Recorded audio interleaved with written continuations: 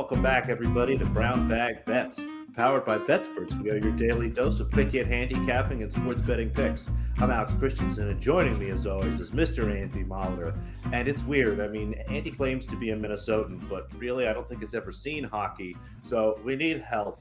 We're in the middle of kind of the doldrums here. No NBA, but hockey persists. I mean, tee it up for us here a little bit, Mr. Rooney. I mean, where are we in the hockey season? How much is left? When are the playoffs? What's going on? Playoffs start right at the beginning of May, so we still got some time here. But after the All-Star break, the trade deadline kind of comes up. I think it's kind of the end of this month, right in the beginning of March. So we're just kind of getting down to the home stretch. Pretty similar path to the NBA. I think it's always like about 2 weeks ahead of the NBA. So it's still some time, but this is the time for some teams to start beginning to push if they want to make a playoff run. Yeah, my main takeaway from the NHL over the last week is that they outdid the NBA on President's Day by managing to and college basketball really, by managing to have day games. And whatever the people, everyone has a different cast of characters they follow on social media, but the particular ones I follow made the wrong bets on the day games because they were complaining a lot about the results from the early. One game was terribly early, like I think it was Colorado and Boston started pretty early, and it's those day games. It's the same with the NBA on Christmas Day or on Martin Luther King Day. Like, it's hard to predict because when teams are out of their routine and playing, it's like when the 11:30 NBC game starts happening too on Sunday mornings. Like, you kind of know who's good, but you don't really know who's going to play well when they're that out of their element, when they're that out of routine. Because I feel like hockey is, as much as anything, a sport where those guys get into those routines. So you never know how people are going to react when they're out of their normal element. And I feel like, Carolina too. Like, did they have 2 straight day games? Like, you can have a weird situation like this. Yeah, Carolina, there was a shocking kind of loss yesterday, and we'll get into that. But they kind of got forced into a bad schedule, and it showed yesterday. They kind of had laid a little bit of an egg against Alex's not great Philadelphia Flyers team. Still came up with the win. It's hard to say they laid an egg when they won. Every now and then. But they kind of got outplayed, outshot, but they still managed to come away with a win in overtime there. But yeah, it's a team that kind of was one of those teams that suffered from the consequences, even though they did manage to pull one out. Take a win any way we can get it. You mentioned the trade deadline. Is that a big deal in hockey? Like, again, I know in the NBA, it's a couple of days almost every year. There's a couple big pieces moved. Excuse my ignorance. Has there been a big trade? Is there one on the horizon? There hasn't been one massive trade yet. The biggest one was at the beginning of the year when Buffalo shipped Jack Eichel to Vegas. Jack Eichel made his Vegas debut a few days ago. It's weird with hockey. You can manipulate long-term injured reserve to basically give yourself the best kind of close to super team you can have come playoff time, because the cap basically doesn't exist come playoff time. So to make room for Jack Eichel's $9 or $10 million cap hit, the Golden Knights put their captain Mark Stone, who's making about $9 million on long-term injured reserve. He'll probably be gone for the rest of the year, but they're in a good enough spot where they're going to make the playoffs, and then come playoff time, salary cap goes away. He comes back. He's magically ready to go for game one. It was something the Blackhawks did in 2015. Patrick Kane broke his collarbone. It was supposed to be out like 8 weeks. They put him on long-term injured reserve. Went and traded for Antoine Vermette, who ended up being a huge piece in that cup run. And then out of nowhere, Patrick Kane just managed to magically come back 2 or 3 weeks early from his injury for game one or round one of the playoffs. So you see this happen a lot. Tampa did it with Nikita Kucherov last year, didn't play a single game in the regular season in that short COVID year. And then poof, game one of the playoffs comes around when the cap doesn't exist. He's ready to go. So you see a lot of teams try and manipulate the cap that way. And that's kind of what makes it interesting. See who's willing to shut down a guy for a long time. There will be some big trades on the horizon. Marc-Andre Fleury might be one of the bigger names that gets moved. A lot of teams out there, a lot of contenders like Toronto going to need a goaltender. So it'll be interesting to see where he ends up. That's probably the biggest name on my radar, because the goaltenders at the deadline with 1 year left on their deal are often hot commodities. All right, something to keep an eye out for. Today, what do we got for tonight? What are we betting? All right, I took a look at the board, and there's some very good value. You guys have had me on here often. I like the value bets. One bet I went on with here is not a value bet, and that's an over in the Toronto-Columbus game. That's the one I'm going to get to first because I think that's the one, if you like, you should hop on right now. It was at minus 125 when I sent Dan these lines an hour ago. I believe it's already at minus 140 for that over. Columbus overs are a thing this year. They're hitting at like a 63% clip. I believe 8 of their last 9 have gone over 6.5. 10 of their last 14 have gone over 6.5. Toronto, 3 of their last 4 have gone over 6.5. They played last night, so they're going to have a backup goaltender. They're also one of the highest powered offenses in the NHL.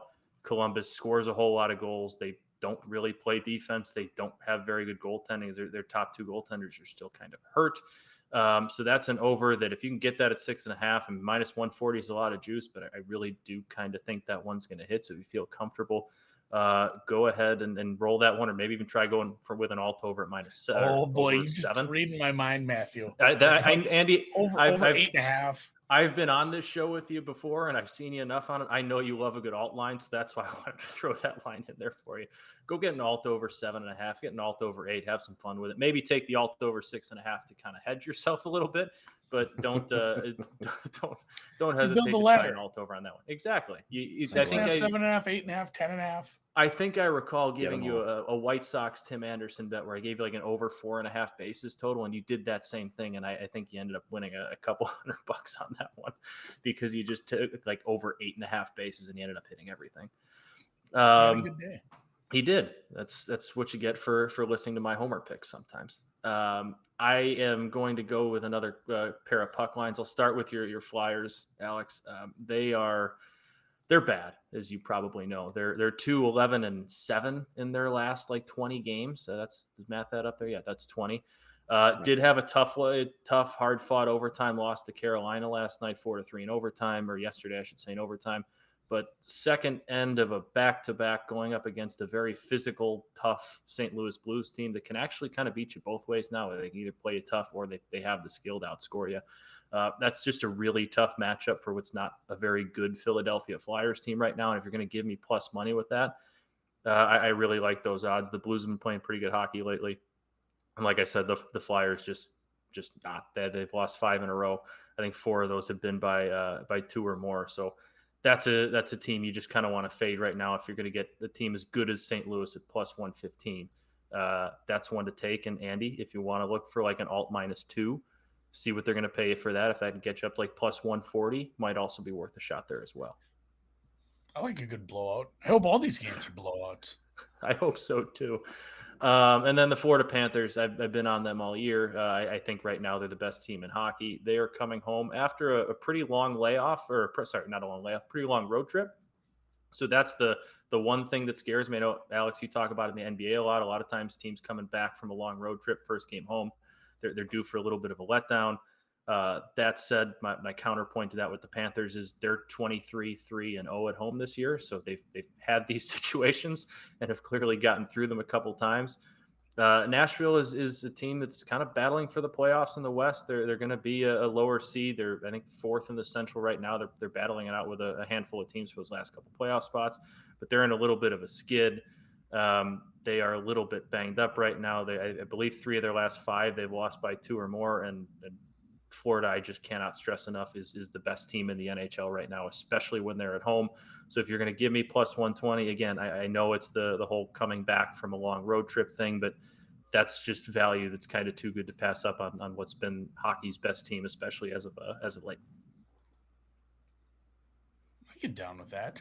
Yeah, I like your puck lines. It's like me with golf. I actually have one of these in golf where I'm not afraid to. I mean, some people look at it as. I think Frank ragged on me a little this in baseball, like what's a team doesn't have a motivation to win by more than one. It doesn't matter, to the end goal of winning. But hockey, I mean, insurance runs in baseball are a thing. It's not like teams quit trying when they're up 1, and the same thing goes with this. Especially a team with a 1-goal lead. That's my favorite part, is catching one of these on an empty netter, like just watching it slide down the ice and hoping your depth perception is good enough to realize it's going into the goal or not. I've had some of those where it goes a three-quarter ice shot. Is that what you call it? Three-quarter ice? Sure. From the blue line. from the opposite blue line. You could say from the red line. Yeah. From the red line or whatever, and it just like goes a few inches off to the right. Like that's annoying. It's I like empty netters. Yeah, I mean, a lot of these games, like if you want the Panthers money line, you can bet that, but they're going to be like minus 200 favorites, minus 180 favorites. Like there's really just no value. You got to lay a ton of juice. So essentially, you either think they're going to come out and blow them out like they probably should because they're just a better team, or you're kind of hoping that it comes down to plus 120 that they hit an empty netter.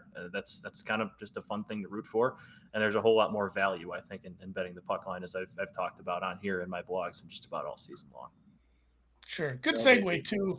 Good segue for your blogs. Matt writes up hockey bets a few times a week. He'll put some articles up on the BetSports app. You can check that stuff out there. And at mrooney23 on the Twitter machine. I did do the parlay odds. If you want to do all three of those picks tonight, it's like plus 710, which I think I might sprinkle a little bit on that. And I did want to give out one more in the honor of the anniversary of the Miracle on Ice, which was 42 years ago today, I believe. I'm going to give out an underdog money line. Columbus is not plus like 1,000 like Team USA was, but they are plus 170 against Toronto. Toronto's going to be on a backup goaltender most likely tonight. They lost 5-2 against Montreal. Columbus is playing pretty decent hockey lately, and they can score a lot. Second end of a back-to-back against a team that's fast, skates well, plays a high-octane style of game might be a little bit tough ask. So if you're looking for an individual underdog money line bet, that's the one I'm going to give out is Columbus at plus 170 at home. Their colors are red, white, and blue, and they're playing a team from a country we hate in Canada. There you go. Probably most of Columbus's roster being Canadian anyway. We'll just kind of gloss over that. We're going to gloss over that fact and just say it's a team from the heartland of America. I'm down with the money line. So, I like that. All right, thanks a lot, Matt. Let's do this again next week. Let's talk some hockey. I'll talk to you later. Thanks for joining us. Thanks for the picks. And like I said, check out Matt's blogs over on the BetSports app. A few times a week, he's putting out picks if you want to be betting some hockey. Thanks, guys. Love talking hockey whenever I get the chance with you. There's still no NBA, Alex. I don't know. I suppose you can still bet tennis. We'll be fine. We'll get through. It's still weird. Like, I always just want to throw it to you for NBA, and it's just not a thing. I did bet some basketball, as Leg Show has pointed out. Holy Cross was a holy disaster last night. They were close for like the first 5 minutes, and then it just went all to shit. And it's funny, the play that I talked about, where it's like, hey, I bet this early. Somebody else might have bet it. This total has moved up like 3.5, 4 points. Maybe don't bet this. Didn't sniff getting there. I think it lost by like 25 points. Like the steam was not correct. The scoring was way down, and so maybe you ignored that pick and went 2-1 instead of 2-2 like I did. I have a 4-pack again tonight. I think most of these are pretty well within the line. Maybe, you know what? Maybe there is another one you can skip if you don't get my notifications on the BetSports app. I put these out a little earlier. One of these games starts in an hour and 15 minutes, and it is St. Thomas versus local school, Minnesota. St. Thomas versus North Dakota. I took an under here. A few other people I've seen have had this under. St. Thomas hasn't won a game in quite a while. They don't have a very good defense, but they don't have a very good offense either. I have this hopefully mapped out somewhere in the lower 140s. I know these totals can be just dicey, especially these higher totals, like the Citadel game last night. That Citadel game, again, that went under, that I won, the live total when I checked it at certain points was well into the 160s. It ended up landing on 150 exactly. Like, you just, again, don't watch that stuff. It drives me up a wall. So, yeah, the Tommies are favorites here. And, yeah, North Dakota is also a very bad team, a low-end defense, but a low-end offense. It should just be a rock fight with some fast pace. That's why this total is up here. So I'm looking at under 148.5. If this is too low, if this is down like it's looking, I'd maybe play a 147 if you can find that. Anything past that, probably skip it. I know these early day games take a lot of action from you degens. Maybe that's what's moving this one. My other total is Bonaventure and Rhode Island, the Rams. This is, again, a Rams defense. This is very good. Keeps the total a little low, but they do run a pretty quick pace compared to the slower pace Bonnies. I think the Rams will be able to keep the pace up a little compared to a normal Bonaventure game. And St. Bonaventure's offense is very good, despite playing a little slow. If Rhode Island forces the pace a little, St. Bonaventure could score a lot of points here. So looking at an over 133, that looks like a number that's still widely available. And then a couple sides in a real stink fest in the Mid-American Conference. Uh, I mean, there's some bad teams. There's like 5 teams that are pretty rough. Basically, all 3 directional Michigan schools, Northern Illinois and Bowling Green, are real bad. And Bowling Green actually has 12 wins. They're just not against conference teams. So this is Northern Illinois getting 3 points on the road, taking on Eastern Michigan. They're coming off a home game on Saturday, so they haven't played in a few days. And Eastern Michigan's offense is the worst in the league. It is really, really atrocious. I get that Northern Illinois is bad, but I have this a lot closer to a pick 'em, despite how bad both teams are. Getting a few points here feels good. It could be an ugly game. This is one I will not pay attention to. Just check the score, check the accounts afterwards. And then this is one I hemmed and hawed on all morning before I placed this bet. New Mexico was a team I didn't bet the other day against. I pointed it out. I said they're not very good away from the pit. They're taking on a San Jose State team that can be kind of squirrely. They're laying a bunch of points. They ended up losing a game. They were favored by I can't remember 6, 7, maybe more. They Yeah, lost it's the right in game there. by they lost the game by like 16 points. And in to San Jose State, it was a bad loss. Coming off this bad loss into a Tuesday game, maybe not the best place to back them, but the numbers just flesh this out. It's a decent enough offense. They shoot the 3 ball well. If that's hitting, they can hang with Utah State, despite them being one of the better teams in the conference. They don't shoot the 3 very well. If it comes down to 3-point shooting, New Mexico's live to get an ugly upset here. So plus 12. This isn't my favorite look, but you play a lot of stinky teams. It's like you, Alex, when you play Rockets sometimes. Like we're taking the Rockets plus 10 tonight, and it doesn't feel good, but this is more of a model play. And then one I did skip was the Boise State over. My numbers are always going to tell me like, hey, that number's a little too low. It literally cannot be too low. I don't think those are should probably be tickling into Ivy League range where there's like 115s on the board. Total's 120. If you want to get squirrely with it, maybe find a live over somewhere in there when it drops down to like 98. It's like I've said. I think I forget what team it was that you're getting like 15 points. You're like, I hate this. You're betting a team that's bad. I'm like, well, you don't have to be very good. I mean, it's a basketball game. I mean, you look at some of these totals; they're so low. Again, teams don't have to be good; they just have to be a little better than they are normally. Yeah. Drew had me talking tennis last night, which was kind of fun since I actually paid a little attention to Guadalajara and the other tournament that I can't think of for the men. Dubai. Are Acapulco. they in Dubai now? So the are in Dubai, And and or no, they're Acapulco. also in Guadalajara. The men are in Guadalajara and Dubai. The women are in Doha and Guadalajara. Yeah, something like that. I Can't don't know. mix up the Either boys way, and I girls there. Got to switch them. I didn't make any bets, but I did pay attention. A little fun. I think I'm going to probably try to get a little deeper into the ATP as we get close to Slam season. But you've got a couple fun ones today in both tournaments for the WTA.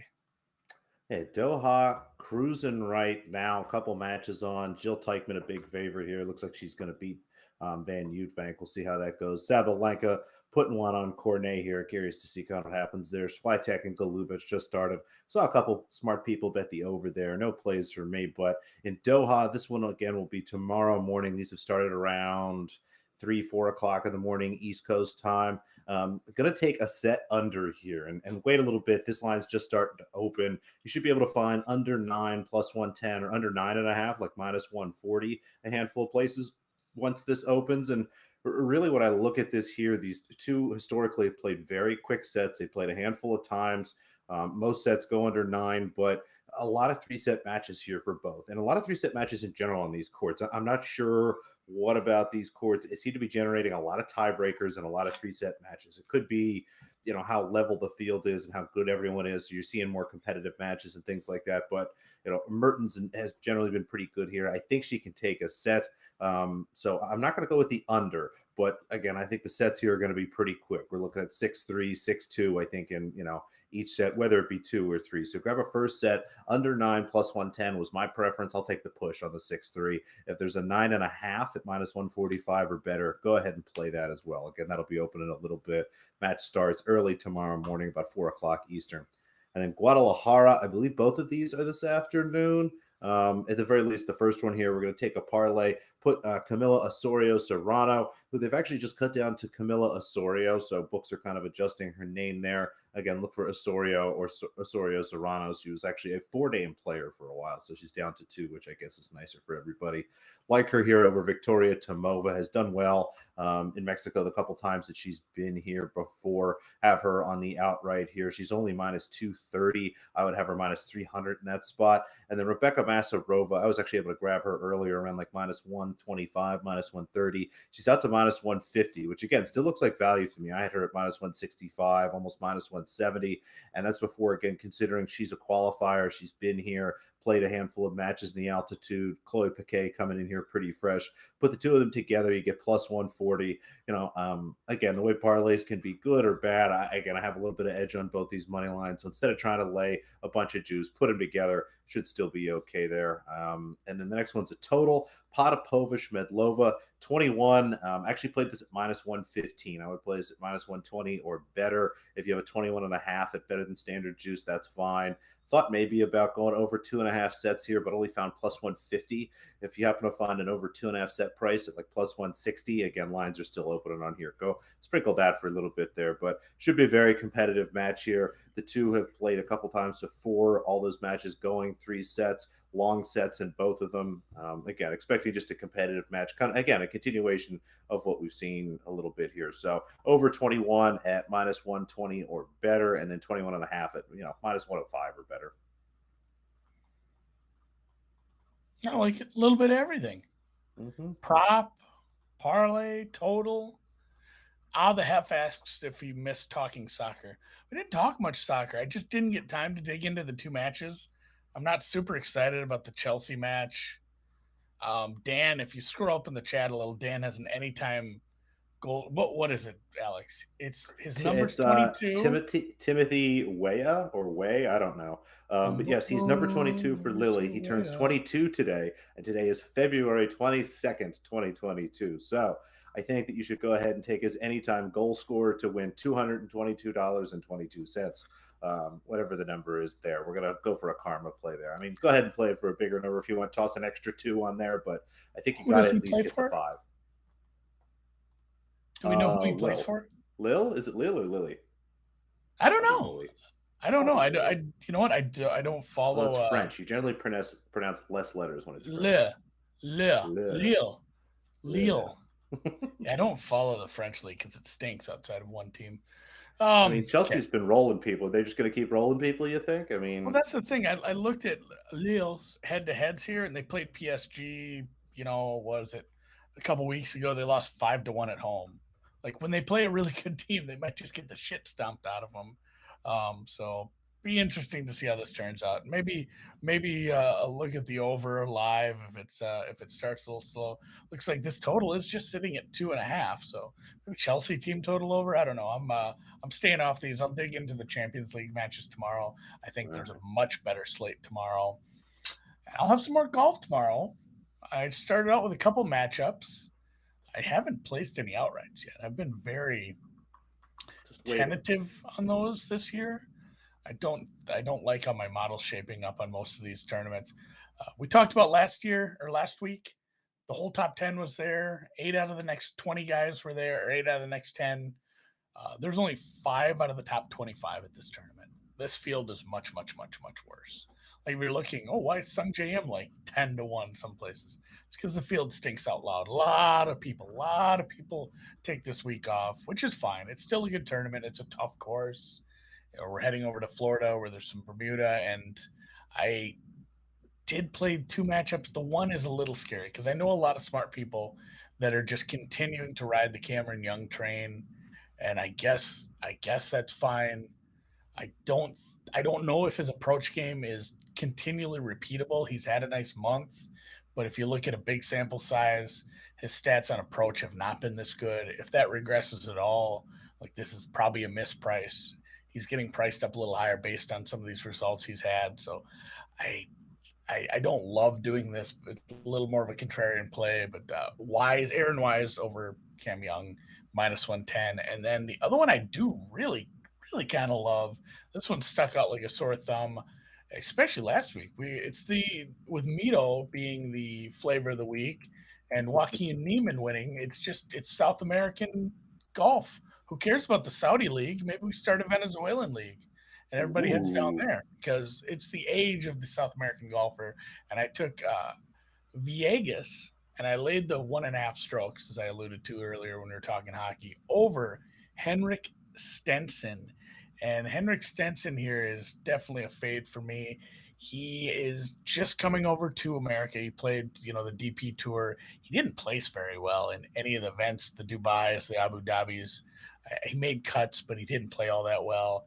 Viegas played well here last year. I think it was a top 10-ish. Again, Henrik hasn't made the cut here in about 5 years. So a nice little look for, again, a guy from South America who can play well on the surface, putt well on the surface, and looking for hopefully a couple winners in the match-to-match, head-to-head matchups here at PGA National Champion Course in Florida for the Honda Classic. I like it. I'm ready. Let's do it. Golf. Did you put any of these? So I mean, outrights. You're a little hesitant. I mean, is there still a pretty good way to get some value in these outrights? Have you checked PropSwap for any outrights? I haven't looked yet for golf. I have. There's some Masters stuff up. I haven't looked if there's anything for this week. Be interesting to see if people are putting stuff up there for the smaller tournaments. I know there was right away for whatever tournament we were looking at when we had our guest on talking with Luke about PropSwap. They're mostly Masters, but there were some like Amex ones on there, which was pretty funny to me that they were selling those early in the week. But no, just wanted to mention PropSwap again. We still have our giveaways. If you do sign up using our links, using our codes, we can still get you some free swag, some free gear. If you have any questions on that, reach out. Again, using the promo code BetSperts, it's 100% deposit match up to $500. So if you did want to buy a Masters future off PropSwap, it's essentially half price right now. That is coming up in about 6 weeks. I believe the national title game is on my birthday, April 4th, doxing myself. Oh. And then that Wednesday, it's always a Monday. That Wednesday will be the par 3 contest for the Masters. So it's one of the best. Dan says there are Honda tickets on PropSwap. So check it out. Hit us up if you have any questions. But yeah, take advantage of that promo code. Get yourself a 100% deposit match. Hit the thumbs up in the YouTube chat. Leave a comment if you have a Champions League bet for me. You have 3 hours on that. And with that, I'll check you tomorrow.